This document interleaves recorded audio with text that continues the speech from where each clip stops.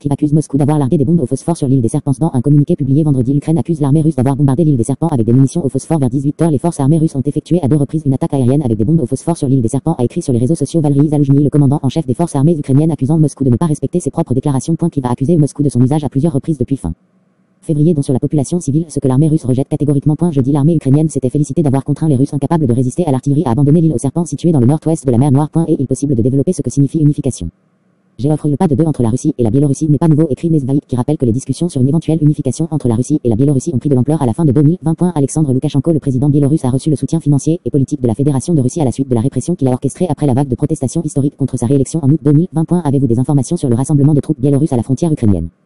L'Ukraine affirme dans un communiqué publié aujourd'hui par ses services de renseignement que 7 bataillons des forces armées biélorusses sont positionnés près de la frontière avec l'Ukraine selon le Belarusian Agent Project qui surveille l'activité militaire sur le territoire biélorusse. Les exercices des forces armées biélorusses sont prolongés jusqu'au 9e juillet, mais l'armée biélorusse n'est toujours pas prête pour une action militaire offensive. Et la Norvège annonce un don de près de 1 milliard d'euros à l'Ukraine à l'occasion d'une visite à Kiev et à Yaïdn, village durement touché par la guerre. Nagar Stor, le premier ministre de Norvège, annonce un don d'un peu moins de 1 milliard d'euros à l'Ukraine sur 2 ans. Ce don important de 10 milliards de couronnes norvégiennes qui vient s'ajouter à de précédentes aides annoncées par Oslo doit servir à de l'aide humanitaire à la reconstruction du pays, à des armes et au soutien au fonctionnement des autorités, écrit le gouvernement norvégien dans un communiqué. Nous contribuons pour soutenir le combat des Ukrainiens pour la liberté. Ils se battent pour leur pays mais aussi pour nos valeurs démocratique. Mercredi, Oslo avait annoncé le don à l'Ukraine de 3 systèmes de lance-roquettes multiples, armes particulièrement recherchées par l'Ukraine. 1815 Bonjour, à en croire le ministère de la Défense britannique qui communique beaucoup. Je trouve les Russes vont bientôt aller se battre avec des lance-pierres. Selon un bilan actualisé, 1 personnes ont été tuées dans les bombardements russes près d'Odessa. Bombardements russes sur des immeubles résidentiels de la région d'Odessa ont fait 21 morts dans la nuit de jeudi à vendredi selon le bilan mis à jour. 1735 Consoles occidentaux ont promis de continuer à fournir des armements à l'Ukraine, mais leurs stocks ne sont pas inépuisables. Depuis l'invasion russe, on ne peut plus vivre avec la grammaire d'il y a un an. Il faut ajuster les moyens aux menaces en réévaluant la loi de programmation militaire 2019 à 2025, a-t-il estimé. Un obus d'artillerie coûte quelques milliers d'euros quand ce sont plusieurs centaines de milliers d'euros pour les missiles, selon des estimations de l'Institut français des relations internationales. Dans la réponse aux questions relatives à l'avion stratégique, vous écrivez que celui-ci aurait tiré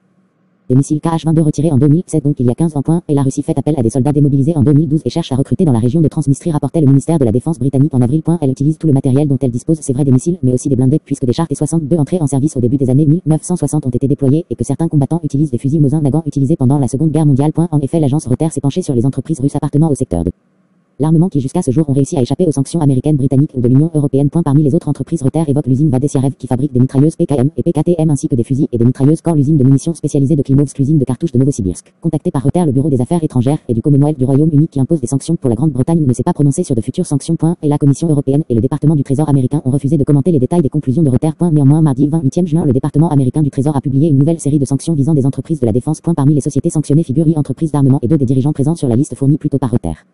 Moscou envisage de fermer son ambassade en Bulgarie. L'ambassadrice de Russie à Sofia a envisagé vendredi la fermeture de son ambassade dans le pays après le refus de la Bulgarie de revenir sur la décision d'expulser 70 membres du personnel diplomatique russe. J'ai donc l'intention d'aborder sans délai avec les dirigeants de mon pays la question de la fermeture de l'ambassade de Russie en Bulgarie qui entraînera inévitablement celle de la mission diplomatique bulgare à Moscou, a-t-elle déclaré. Merci Rokabanana pour l'attaque sur Odessa. Il s'agirait de 3 bombardiers Tupolev Tu-22M, écrit le site russe de la BBC qui cite le commandement opérationnel sud-ukrainien. Ils auraient tiré des missiles Kh-22 qui sont des missiles de croisière anti-navires utilisés depuis le début des années 1960 et retirés en 2007. Ils sont utilisés contre l'Ukraine. Les écoles de Kiev rouvriront en septembre. Les écoles de Kiev rouvriront le 1er septembre et l'enseignement sera dispensé en présence des élèves, ont annoncé vendredi les autorités de la capitale ukrainienne. Les installations qui fonctionnent en ligne depuis le début de l'invasion russe le 24 février sont actuellement fermées en raison des vacances d'été. Les étudiants qui ne peuvent pas retourner à Kiev pourront poursuivre leurs études à distance, a-t-elle déclaré. Le bilan s'alourdit dans la région d'Odessa. 19 morts dans des attentats russes. Au moins 19 personnes ont été tuées dans des attentats visant des immeubles dans la région d'Odessa, dans le sud de l'Ukraine. Au Kremlin, le porte-parole Dmitry Peskov, interrogé sur le sujet, a assuré que les forces armées russes n'opèrent pas contre des cibles civiles en Ukraine. 5 choses à savoir sur la conférence de Lugano en Ukraine prévue bien avant que la Russie ne décide d'envahir le territoire ukrainien. La conférence de Lugano sur l'Ukraine devait à l'origine discuter des réformes dans le pays, avant de reculer dans le sens de la reconstruction. Les alliés de l'Ukraine, les organisations internationales et le secteur privé se réuniront en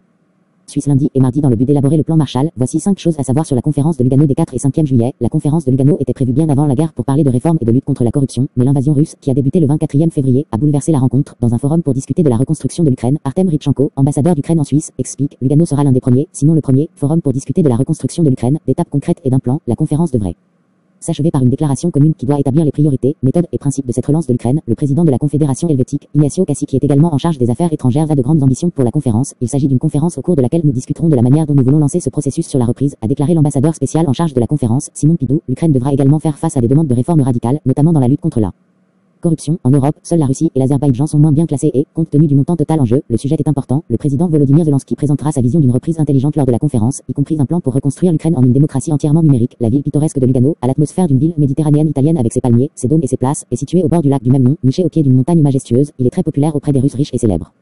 dont Alina Kabeva, qui entretiendrait une longue relation avec le président de la Fédération de Russie, Vladimir Poutine. Le chef du gouvernement régional du Tessin, Norman Gobi, s'est dit optimiste quant au succès de la conférence. Suite à l'attaque de la Russie près d'Odessa, Berlin a condamné une attaque inhumaine que l'Allemagne a qualifiée vendredi d'inhumaine et discutable. L'attaque de l'armée russe contre un bâtiment civil souvent près d'Odessa, en Ukraine, tuant au moins 18 personnes. Service d'urgence. En Russie, le procès du basketteur américain Green a été ouvert pour trafic de drogue. Le procès de la star américaine du basket féminin Britney Green pour trafic de drogue s'est ouvert vendredi à huis clos en Russie, une affaire à forte résonance politique avec un certain antagonisme russe-américain. Polina Vovzova, porte-parole du tribunal de Khimki, une ville de la périphérie de Moscou, a déclaré à la presse: le procès a commencé. Le joueur de Phoenix Mercury s'est rendu en Russie en février pour y jouer pendant la saison américaine, une pratique courante chez les basketteurs, qui gagnent parfois plus d'argent à l'étranger, sur fond de détérioration continue des relations russo-américaines, notamment le conflit en Ukraine. Les plus hautes autorités de Washington se sont par la suite emparées de l'affaire et ont affirmé que la Russie avait détenu gratuitement la star de 2M03, 31.